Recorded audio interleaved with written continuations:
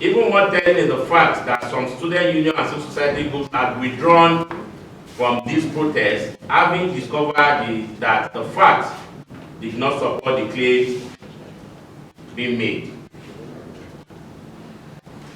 We urge all Nigerian youth to resist being used as pawns in the battle they do not understand.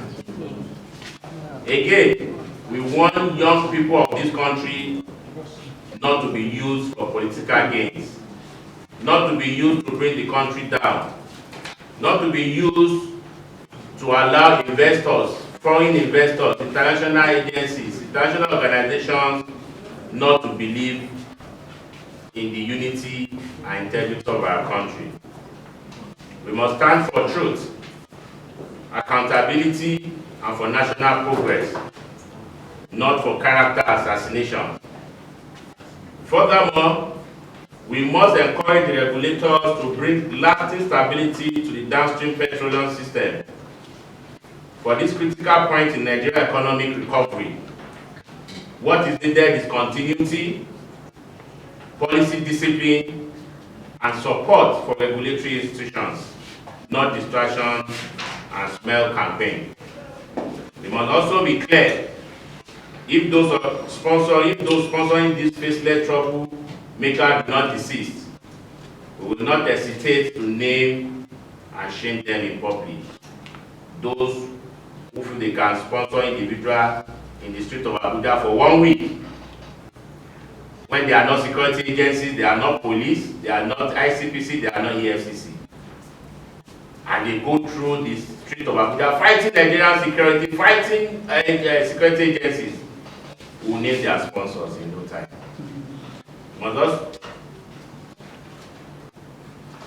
Let it also be known that we will name them, as I said, and shame them for their malicious attack if the protest persists. We will not fold our hands while selfish interests attempt to undermine our national progress.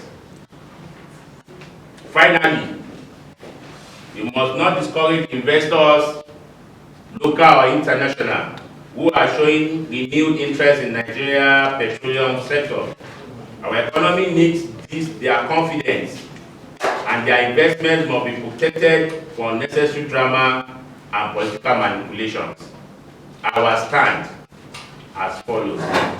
We, the undersigned civil society leaders, youth council leadership, concerned young Nigerians, professional Nigerians, student leaders, former and present, that will commend Engineer Farouk Ahmed and NMDPRA for their sterling performance in guiding Nigeria through a turbulent but necessary economic adjustment.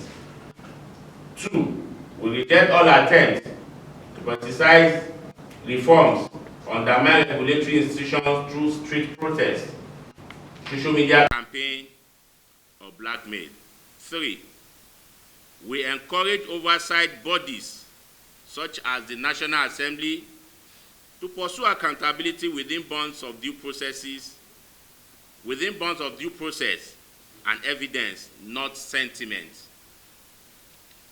And finally, we call on Nigerian youth to engage in policy decisions, advocacy, and civic participation that are rooted in facts and national interest.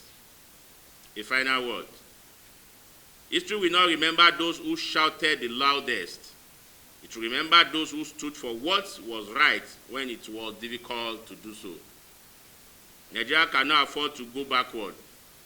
The era of fuel subsidy fraud, preferential allocations, and regulatory captures must remain in the past.